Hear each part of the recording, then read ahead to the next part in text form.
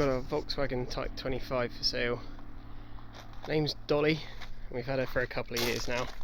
Had some great trips in it, but she's failed her MOT this year on some welding and a seat belt, and we think one of the head studs has gone on the way home as well.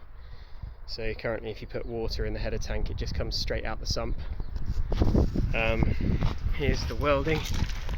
It's the rear suspension arm bracket. Don't know if you can see that, it's a bit dark, but this section here is completely corroded. The chassis underneath is pretty good, but the other bracket on the inside is also needing some welding done. The front brake was binding, but I think that's because we haven't used it a lot this year, and also the seat belt's frayed. So there's that, all the failures in it. The interior's really good. Fridge works. We've not had the gas working on it, but I've seen it working since we've had it. The electric works perfectly. It takes a little while to cool down. Currently we've got a lovely Dremel bit holding it closed. So yeah, it works all good in there. The cooker and grill work really well. They're all pretty much perfect. And down there, and it's not in there at the moment, but we'll include a 3 kilo gas tank in there with obviously the regulator as well on there. Everything's controlled by the switches in here, they both work fine. We'll be removing this, all the stuff, but it's got the original bowls and plates, so we'll include all of that with it. The pop top's pretty much perfect. There's a section up here where it's obviously leaked in the past. There's a little bit of mould. It's not been a problem for us since we've had it, but it's something that I've wanted to do just to sort of strengthen that. But yeah, it doesn't seem to be anything significantly wrong with that. It's got a new battery in the front. I've got it unhooked because obviously these vans, they just sort of lose electricity from somewhere. I don't know where it's coming from. The carpet's a little bit tired. We've not done anything with it since we've had it, except give it a good brush. We always sleep absolutely perfectly in here. I've got the other cushion for the back in the garage at the moment. We had a little bit of damp coming in the corner this year, so that panel of wood is no good, and obviously the big cupboard in the back, it's all good. So in here we've got the original bowls and plates down in the cubby, and they'll be coming with it.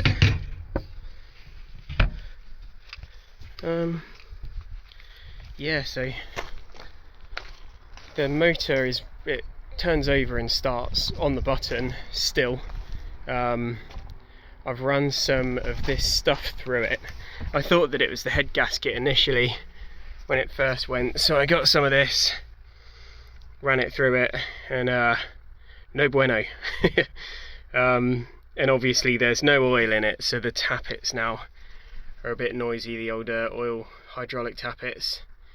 It would have been something that I'd like to do. I think if it's head studs, then get the heads off, stud kit, replace it and refurbish the motor, but we've just bought a boat, so all my attention's being focused on that at the moment. Well, I say attention, what I really mean is money. This needs a new exhaust as well. The exhaust is fine for the moment. I think it sounds quite cool, but yeah, it needs to be replaced. And the front's fine. The gears have always been really tight, really nice. Steering wheel's fine. All of the switches work, all the dials work.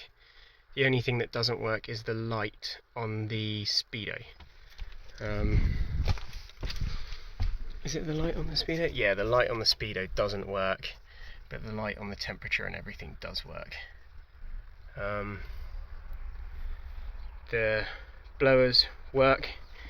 1 works, 2 doesn't work, 3 does work. with 2, if you press it down, if you press it in, then it gets 2 going, but we generally have it off and then just have it on like that. It's got the headset in there, the radio does work, speakers are a little bit knackered.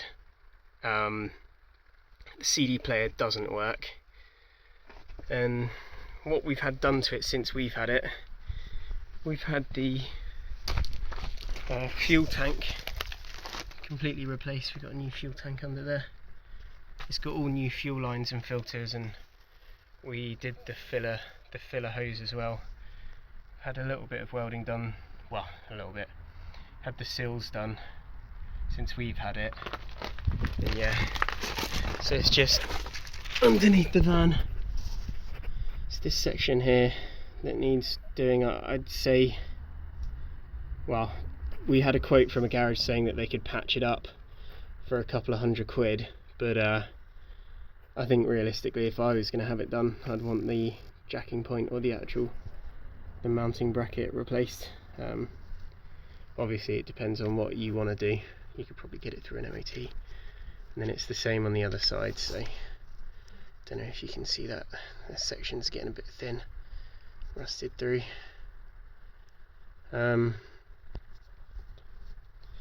Yeah, good. It's got a good chassis on it, which I suppose is something. The rollers seem to be fine, and every year I've coated it with Hydrate 80 just to stop the rust from progressing any further. And yeah, she's a lovely van. So she comes with a cover. I've got a waterproof cover for it. Oh, one other thing, it's got a new water pump in it as well, so the tap's working fine. Yeah, it's got a new cover of the rails at the top, the gutters. The gutters are all rusted. But there's some components that I've got for it. I've got the cover, which is a full cover, waterproof, that goes over the top. We didn't put that on this year, which is my bad. Definitely should have. I've got a new sill, which I was going to replace last year, but the guys welding it said that it'd be better just to patch the welds up. I think if I were to re-go there, I'd probably say I needed that done last year. And I've also got the gutter sections for it, so they'll all come with the van. There's the cushion for it, and then there's the other bit that goes on the back of the roof. Yeah, that's it. Hope whoever gets it will be able to do the work that it needs and get it back on the road, or sell it for spares and repair. I'd love to do it. I'd love to get it back on the road, but just don't have the time or the money. Hello. Yeah, there it is.